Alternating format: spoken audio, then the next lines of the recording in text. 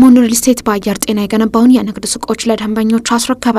ሞኖሪል ስቴት የመጀመሪያ ዙር የሆነውን በኮልፌ ቀራኒዮ ወረዳ 5 አካባቢ በጥራት የገነባቸውን የንግድ ሱቆቹን ለደንበኞቹ ማስረከቡን የሞኖሪል ስቴት አማካሪ አቶ አብደላ መሐመድ ለብስራት ሬዲዮ ተናግረዋል። እንዲሁም በተጨማሪ 5 ቢሊዮን ብር በላይ የተበጀተለት ትልቅ ፕሮጀክት እየተከናወነ መሆኑ የተገለጸ ሲሆን ግንባታውን በጥራት ብቻ ሳይሆን ከታቀደለት ጊዜ ቀድሞ መጠናቀቁም ተጠቁሟል።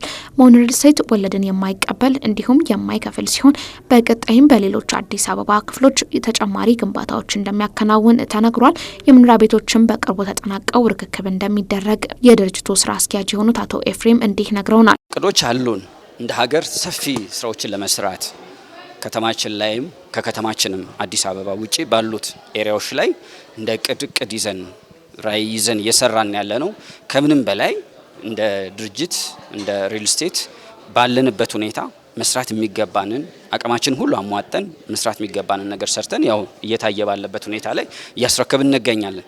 ይሄንን ልምድ ወስደን ደግሞ በሌሎች ኤሪያዎች ላይ በከተማችንም ሌሎች ክፍለ ከተሞች ላይ ሊሆን ይችላሉ፣ ከተማም ሊሆን ይችላል ባሉት ኤሪያዎች ላይ በእቅድ ያዝንበት ሁኔታ አለ። ከዛም ባሻገር ደግሞ እንደ ሀገር ደግሞ ሊኖረን በሚችለው ኮንትሪቢዩሽን ደግሞ ሌሎች ኤሪያዎች ላይ ለመገንባት ያው ቀድ ይዘናል። ሞኖሪል ስቴት 750 ካሬ ላይ ያረፈ ሲሆን የመዋኛ ገንዳ፣ ጂም፣ ዘመናዊ ሊፍቶችን ለእያንዳንዱ ቤት የመኪና ማቆሚያ፣ የስብሰባ አዳራሽና ሰፊ ቴራሶ እንዲሁም የከርሰ ምድር ውሃ በጥራት በተሟላ ሁኔታ የተዘጋጀለት መሆኑ ተነግሯል። ከግንባታ ስፍራው መካከል ከ46 በመቶ በላይ ለግሪን ኤሪያ የተገነባ እንዲሁም አንደኛው ህንጻ ከሌላኛው በቂ የሚባል ርቀት እንዳለውም ተጠቁሟል።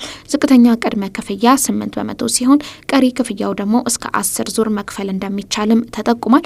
30 በመቶ በመክፈል የንግድ ሱቆችን በአፋጣኝ መግዛት እንደሚቻልም መነገሩን የምህረት ታደሰ መረጃ ያመለክታል።